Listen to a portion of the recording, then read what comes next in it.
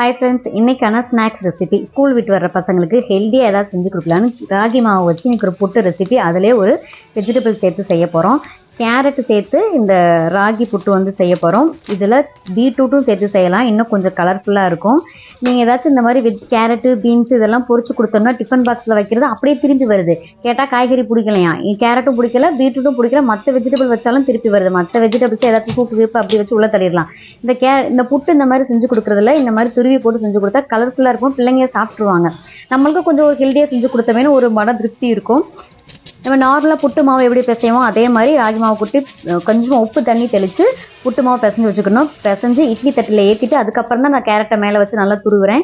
இதுக்கு மேலே அப்படியே மூடியை போட்டு ஆவி வர்ற அளவுக்கு வேக வச்சுன்னா இந்த மாவோடு சேர்ந்து இந்த கேரட்டும் சூப்பராக வெந்துடும். எடுத்து பார்த்தீங்கன்னா கலர் சூப்பராக சேஞ்ச் ஆகிருக்கும்.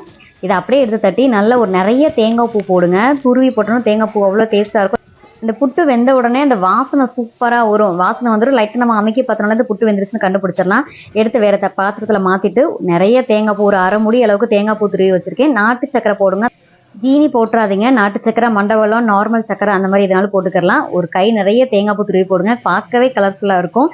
ஆரஞ்சு கலரில் இருக்கும். கேரட்டு, தேங்காய் பூ, புட்டு எல்லாம் சேர்ந்து பார்க்குறப்போ ஒரு கலர்ஃபுல்லாக இருக்கும். ஃபுல்லாக நல்லா பிசைஞ்சு அப்படியே ஒரு தட்டில் போட்டு கொடுத்தா பிள்ளைங்க சூப்பராக சாப்பிட்ருவாங்க. இதை நீங்கள் காய் போட்டிருக்கு, அது போட்டிருக்கு, இது போட்டிருக்கு எதுவும் சொல்ல மாட்டாங்க.